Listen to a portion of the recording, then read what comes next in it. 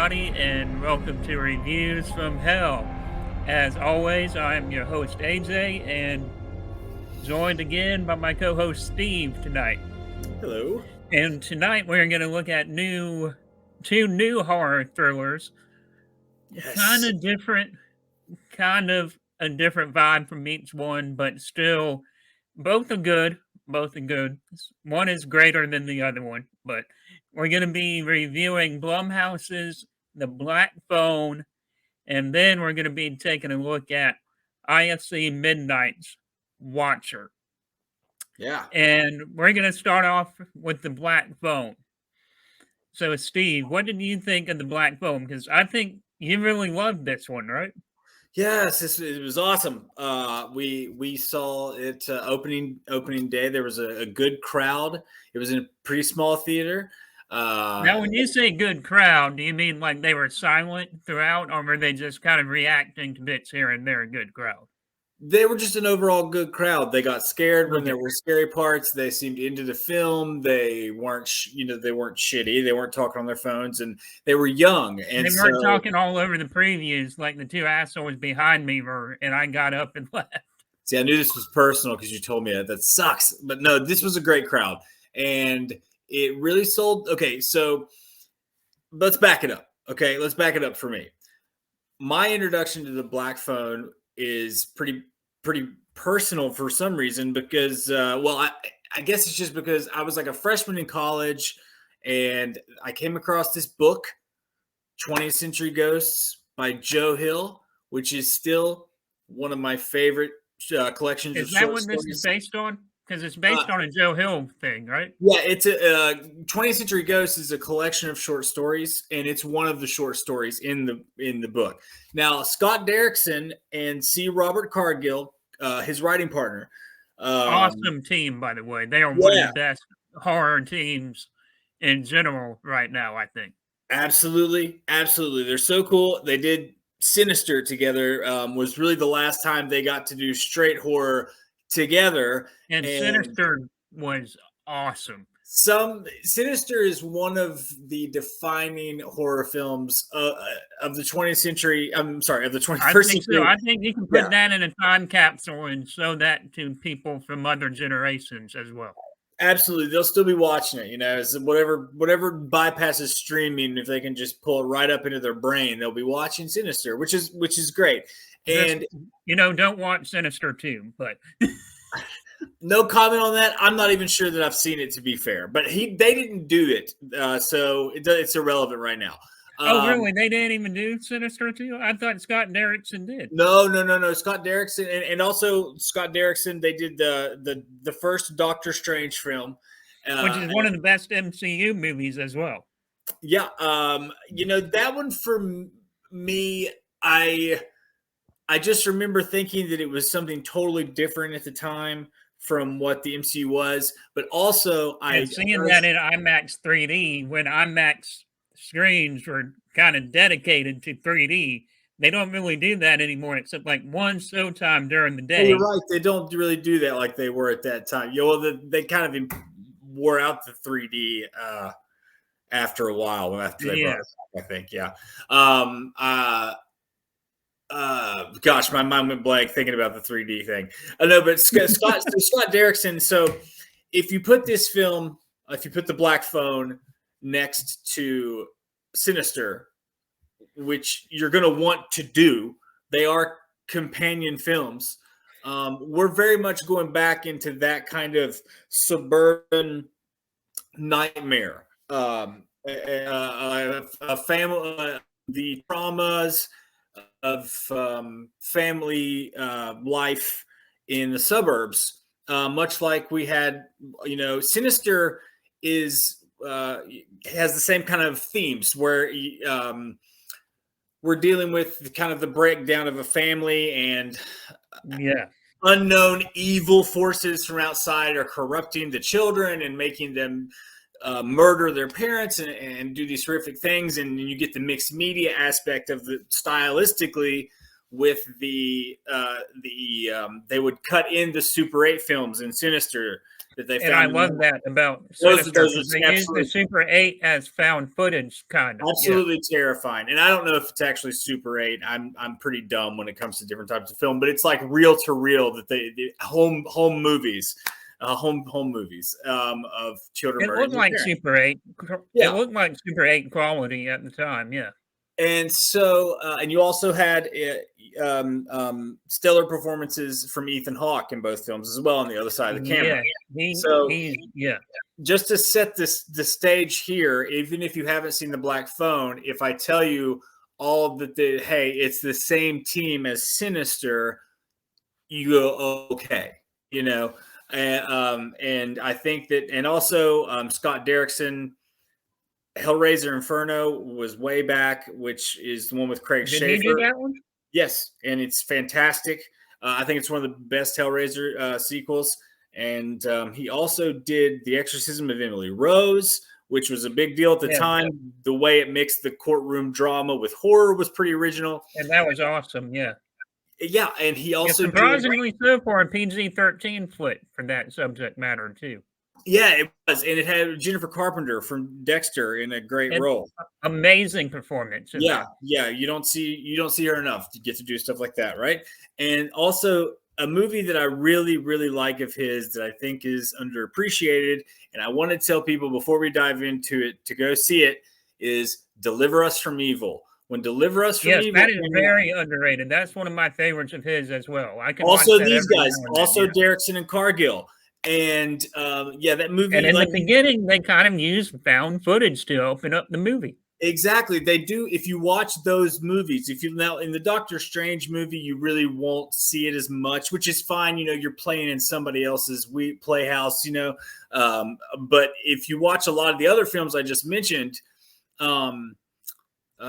you can skip The Day the Earth Stood Still unless you're a completist. That remake, and that's the one that I've heard him even recently talk about with Mick Garris about how they kind of lost that to studio control, and it really, you know, and because that one was just so dull. It seemed like a studio kind of pretty lifeless, is what I remember. To hell and back, and pretty lifeless, which is weird for them because the rest of their movies are really full of life and terror and suspense, humanity in a lot of ways too, and kind of rich characters.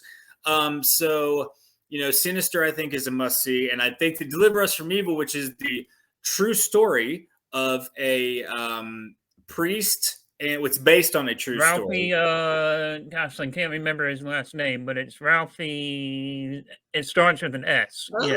No idea. But Joel McHale's the detective in it, and it's a detective and a priest moonlighting, kind of working together to solve supernatural crimes. It's very cool. It also could be the backdoor pilot of a great series that never happened either. It's just great. Really good, yeah. Joel McHale is great, and they have really cool chemistry, and it gets pretty wicked. And I remember watching that in the theater, and my best friend at the time, he was like, "So Joel McHale just kind of died pretty quick," and I'm like, "Yeah, but he has Community," and he's like, "Really? You think that's right?" Yeah, but at the time too, McHale was trying to. I've seen McHale do some interesting things. I've seen McHale do Becky also, where he was the dad. Great, Becky, yeah. Yeah, I think McHale would do. It's hard when you're known as something, to go do something completely different because everyone wants you to do that one thing. Because even before Community, he was the talking head on The Soup.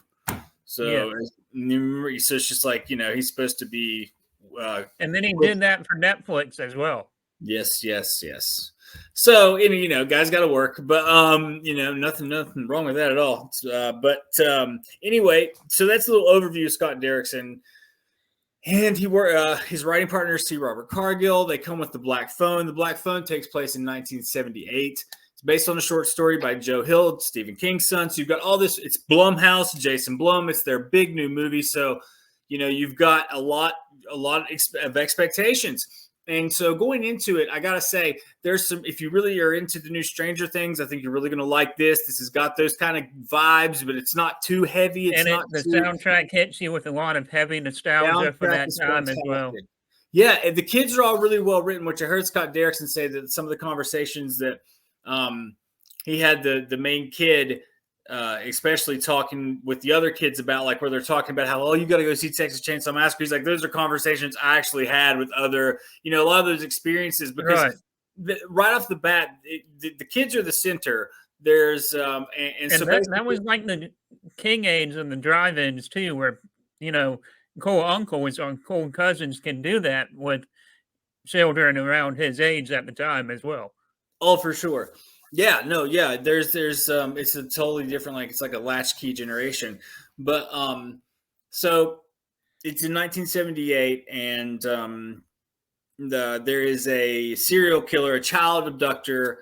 And there's 5 children that have been abducted by this guy called the Grabber off their streets, and it reminds you of they do all these different shots of crime scenes where the camera will be perched above, almost at like a drone level or something, looking down like a sky view of all like different cop cars scattered in the night throughout these like quiet suburban lawns. And it doesn't really show you the action, but it's like, what that means, that it's bad. We know that imagery. Right. And so it gives you this sinking feeling, and then it's almost like a lurking shadow each time that we happens. all know just in the past like 2 years, just like a constant stalking, like shadow or presence of things like in the real life. It immediately calls to mind things like the Golden State Killer from the news in the past couple of years ago, where he was just going up and down California. There was a serial killer in Atlanta that Mindhunter kind of touched on too. That kind of did the same thing. Yeah, absolutely, absolutely, and it just goes on, and especially that time period is known as the golden age. This part of the time period, it's the golden age of American serial killers, and so that is the vibe that we're throwing you in. It has a nostalgic vibe. But really, so I guess it is a period piece. I mean, I don't guess it is. It is a period piece. Yeah, and it's also a coming of age story as well. It's absolutely a coming of age story, and it draws on that type of Stephen Kingian, themes that come from Stand By Me. The kids over. Didn't Stephen King kind of call this "Stand By Me in Hell"?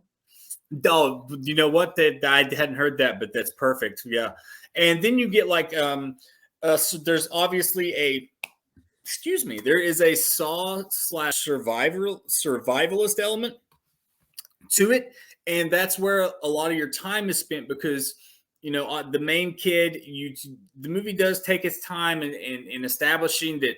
Okay, this kid. Yeah, it took like the first 30 minutes to really establish him, didn't it?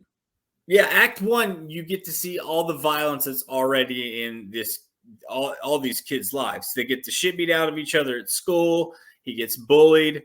And then his home life with his dad. His home life with his dad is an alcoholic, and he's grieving from the loss of their mother, and he gets violent. He doesn't seem to be. I'm not trying to take up for him, but just the way it portrays him, you'll see it's Jeremy Davies, and it's he gives a great performance, and it just seems. He does. Yeah. He's very troubled. You really buy into his performance. I'm trying to say that he observed, but you'll see. It's a layered thing. So that's this kid's life. But through it all, he's hopeful, and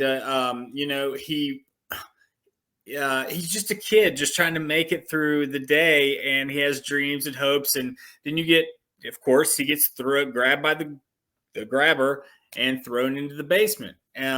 This basement, and the grabber is this insane. And the way his dad is, I don't think his dad is the type in the movie to kind of tell his kids, watch out for strangers as well. Because I don't think his dad seems like the one to be that involved and tell him on how to grow up and stuff like that. Yeah, the kid's kind of on his own, right? And so then when he wakes up in the basement and he's really on his own.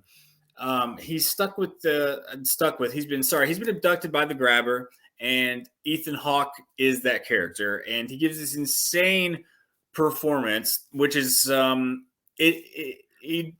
tempted to see magical in like this, and he goes just to 11 and stays there, but that's not what happens. It's pretty it's pretty nuanced, and it is really terrifying because of the restraint in some of it.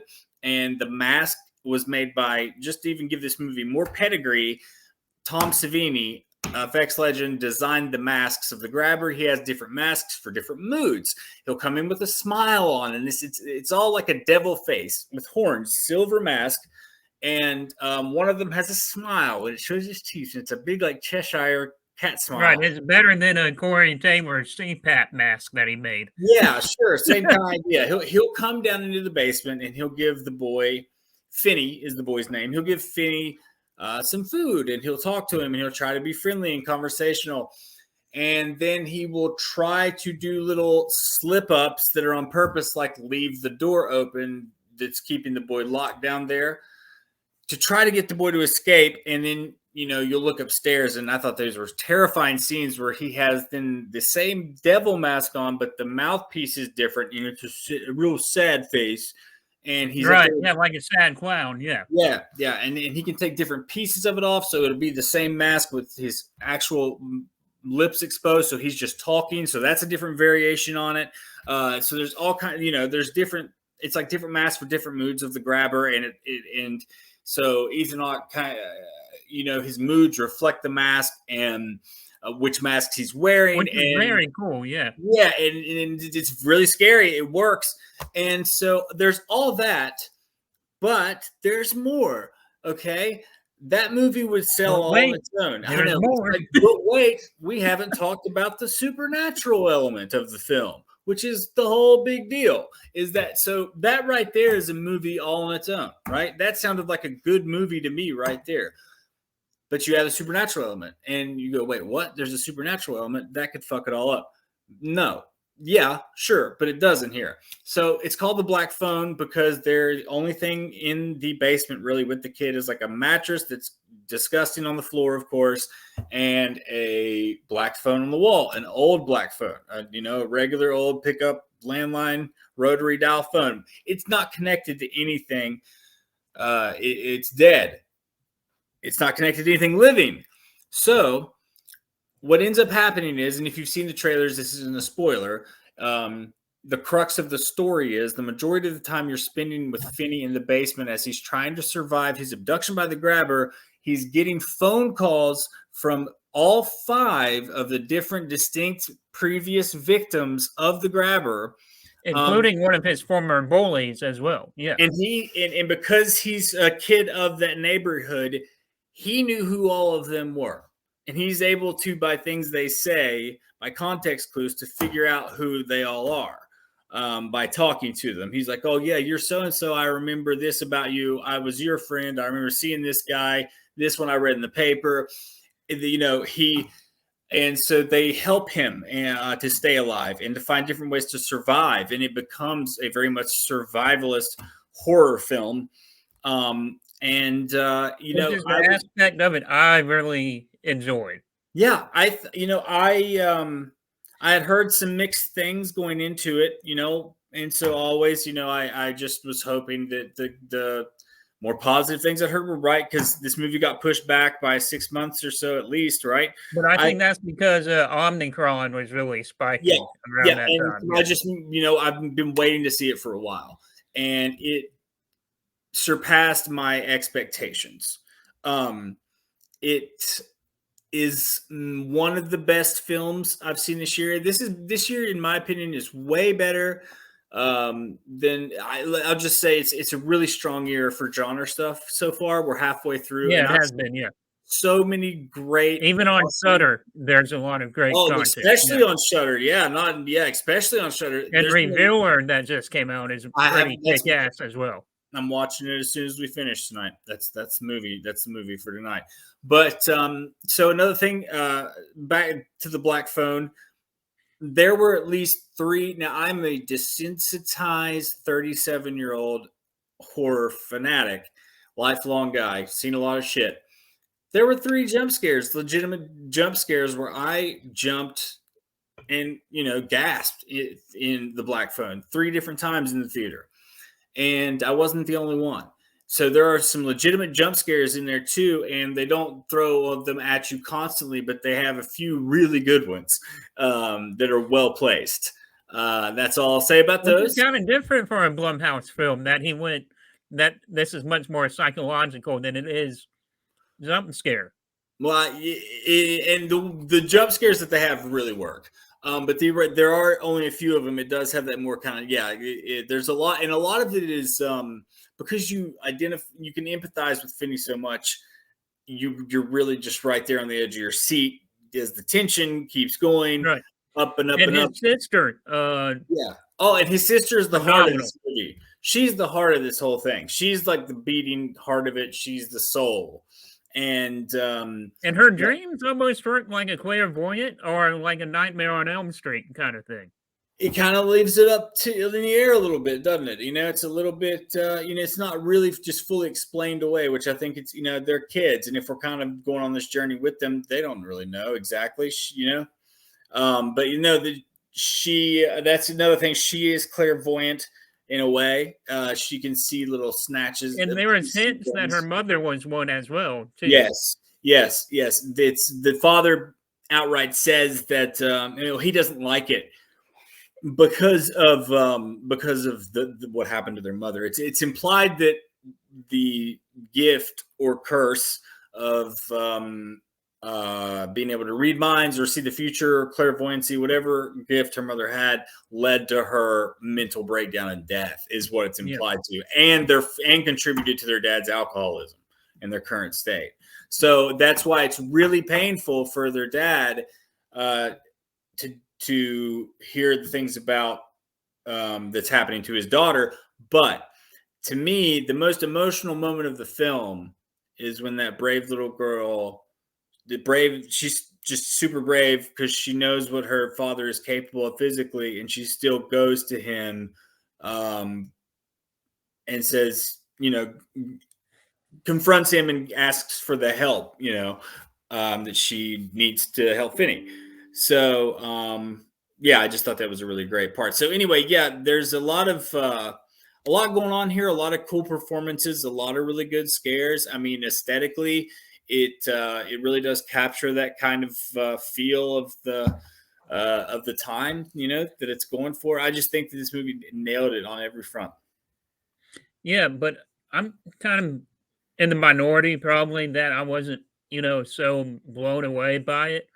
Mm-hmm. But, I still enjoyed a hell of a lot of things in this. I mean, it's still a good flick. And I'd probably give it a 3 out of 5 because I just loved that final act and the final 40 minutes of the film as well. I have to give this I'm going to give it a 5 out of 5. I can't think of any reason not to right now is the reason why too. I would go that high with it. Maybe let's just bring that down a notch. Let's say 4.5 out of 5 final answer. Like that's my final rating for it. Everything about this really worked for me. I had a good time at the movie, seeing it, a great time, and I'd watch it again. I'd go see it again. Yeah, but like some of the stuff I was telling you about, I felt like some of the coming of age stuff didn't particularly work for me here and there in the film. And I thought Jackson Rathbone's character as the grabber's brother, I thought he was a really pointless subplot. And that, like, I don't know. Well, I don't know. It all kind of I can't spoil. I can't. That'd get into things I don't. Yeah, want to that would ruin. spoil it a little bit, but I'll just leave it that I thought he was a kind of a. Can't get into all that. Yeah, and kind of Deputy a pointless so and so. Yeah, Deputy so and so. Remember that? Yeah. Sinister. Yeah. Man, all right. So now, Makia Monroe's new IFC Midnight film, Watcher. And this one I absolutely did love because it was kind of like a mix between a Hitchcock story. Oh, yeah. And it was modernized and it was so awesome too. And the villain in this, I want to look up his name real fast because he was phenomenal in this and probably is on par with Ethan Hawke as one of the best villains of the year so far. I've got him up. He is Bern Gorman. Yeah, Bern Gorman. Yeah, he's credited as the Watcher, and you will remember him, as you reminded me earlier, from Guillermo del Toro's Pacific Rim. He was the scientist that worked with Charlie Day. That's exactly where I remember him from. And for those who watch It's Always Sunny in Philadelphia, like me, will Yeah. remember him from the Flowers for Charlie episode as one of the doctors, along with Jimmy Yang, who gave Charlie Day the placebo pill to think Charlie was a genius. And so the Watcher, kind of a simplistic plot, right? But it Yeah, no, really works well. yeah, this is a tradition. This is like almost traditional kind of film. Almost at this point, I feel it's almost like a Almost kind of classical kind of cliched with the style. plot, I, but mean, yeah. I don't mean cliche, but you know what I mean. It's familiar. Yeah, right, It's right. familiar. And I think that's obviously, I think, intentional.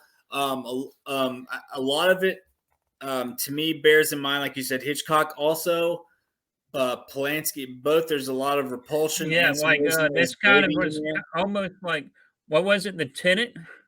Oh yeah, for sure. The Tenant, but just the entire apartment trilogy, repulsion, where Rosemary's Baby.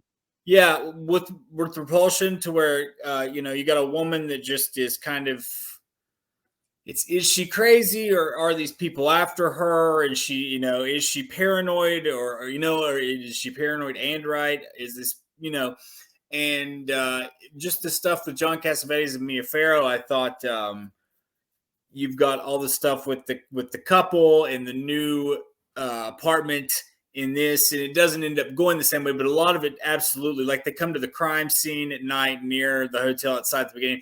There's just a lot of things that mirror stuff that happens in the apartment trilogy. And so I think in part it's and also you can't ignore, like you said, Hitchcock, you can't ignore Rear Window. Anytime there's a Right. movie where someone, for whatever reason, is in an apartment or a house and they're looking over next door and see a crime, and there's people watching involved, that is Hitchcock. That is Rear Window.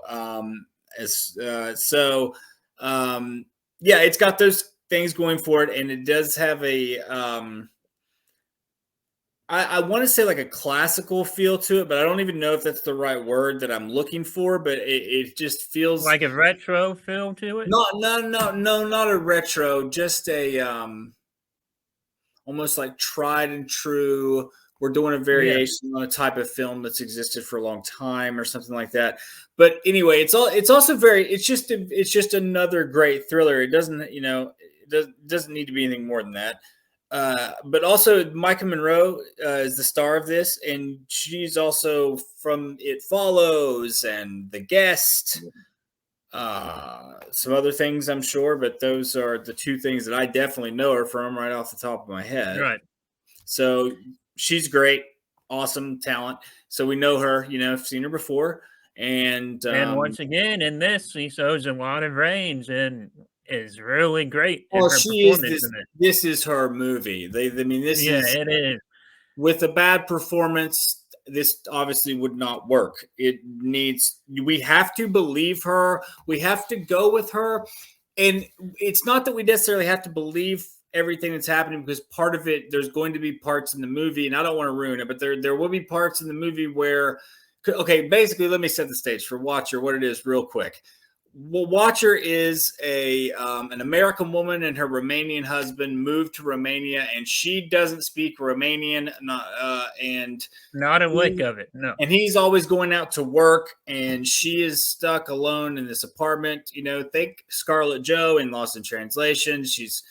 And so she's in this nice apartment in the middle of Bucharest, I think. And anyway, she sees across the way someone is watching her from the apartment. There is a courtyard in between her Seems like apartment and another shadow. building. Yep. Yeah. In a very rear window fashion. She doesn't see anyone commit a crime, but someone is watching her. Now, while that's going on, at the same time, there is a serial killer loose on the streets, and several women have disappeared. much like several children have disappeared in the Black Phone and Watcher, several women have been disappeared, and I think some bodies had been found. Yeah, there had to have been. Yeah, some decapitated bodies have been found by a serial killer called the Spider. So all these things come together with her sense of alienation. And one good trick that the movie does is that this is aimed at an American audience, I think, or more Western audience. A lot of people will not speak the language, like Romanian, that's being spoken, and it obviously doesn't provide subtext. Because you're supposed to be in the dark with her to create the feeling, which I really enjoy. Yeah, the movie wouldn't work if everyone. It would just be a completely different feeling. It would almost be like an inside joke if we knew what they were saying. Well, that's not going to create any kind of tension or terror. And so that creates more fear and confusion, like it does for her and it does for the audience. And so so all that's going on, and it keeps escalating to where she thinks this person's following her, and she starts to crack under the pressure, and people start to question her, and no one really seems to believe her, and they seem to kind of write her off as this someone that's just out of their element, that's having trouble adjusting and those kind of problems, and that this paranoia is probably from sitting at home alone all day while her husband's gone in a strange city watching too much news about a serial killer. And the good thing about the movie is that for a good significant portion of the runtime, it just ratchets that question up. Is she kind of like a firecracker? Yeah. Is she crazy? Or is someone following her? Is this guy following her, or is she crazy? Several times in the movie, I found myself going, okay, that's it. He's fucking following her. He's the killer. And then I found myself 5 minutes later going, no, you know what? I think this is going on, actually. This is what it is. That's what's so great about this movie, too. Yeah, and then 5 minutes later, I go, nope, fuck it. He's the guy. Yeah, I know he is. I just kept doing that the whole time. And so it kept me guessing. It kept me engaged. It's really, the way it is shot is pretty masterful. I think that just the staging of things and the way the cinematography was amazing in this. Talk about creating scares out of literal just thin air, out of movement and out of elements that are already in the scene, that are just in the day, like using the scenery as a monster. Like the grocery store becomes when they're going down the aisle, and he keeps going down the one aisle and the one aisle and the one aisle, and you're in a weird place, and all of a sudden it's just like, where is he? And it just works. It just works. And I kept thinking, I never really knew where this was going to go. Like I said, up until there was a point, there does definitely come a point way at the end where it's just like, dun as to, and then there's no turning back. And the finale is pretty wild. So, and it does, and some of it too. It's so like is it a giallo? I don't know. I don't think so. I think it's more. No, I don't think so either. But you don't see a lot of there's not a thing of like we're not following victims of the Spider. We know he's out there, and he may or may not be following, or someone may or may not be following this girl, and we are going on a journey with her. It was. Yeah. It's just one of those movies, this would actually be a good double feature, I think, with the Black Phone and Watcher. Yeah, I think so too. I think this would be like the good chaser. Like you watch Black Phone first, and then this is your more late night. This is your private. This is like the cool kids go back and everybody else goes home, and then we put this one in. And we sip our brandies and our bow ties, and I'm just smoking cigars, and there's a projector going. Have a Sherlock Holmes hat and a pipe. Yeah. No, my dog. I would have it on a cat or a dog. Yeah. I almost said my dog, and I was like, I just made up a dog for our listeners. I don't have a dog. I've got cats, no dog. I got a cat that thinks he's a dog. Yeah, you'll have that. Those are special. You got to love those guys. Most of my cats are just brats. Just brats. They all think they're just people. They're just sovereign citizens. All right, so final grade on Watcher. I think this one I'd give maybe a 4, maybe a 4.5, almost out of 5. I will definitely say it's a really good fucking movie, and it's a 4 out of 5, easy for sure. Both Yes. really good movies this week. It doesn't always happen, but Yeah. these were really good. Yeah. Sorry we missed the dinosaurs talk, but here, I can sum it up for you in 5 seconds. There's some big fucking dinosaurs. No, I got it. Jurassic World Piranha crossover. It's weird. There's some moments in it that, okay. Because I know they're locusts to begin with, but the whole film kind of been like, oh, okay, where is Joe Dante in this crossover here? I wouldn't. Joe Dante needs to get on that set. I like the first 2/3 of it a lot more than I liked when they got to the park and did the same thing they've always done. But my battery is going to die. So yeah, I would, like I said, I would give it 4 out of 5 stars for sure on Watcher. All right, Go everybody. see both these movies. Yes, you can rent Watcher at home, so there's really no excuse for you not to. And Black Phone's making money, so go help it out. Always support horror if you can. Well, everybody have a good night. You too. See ya.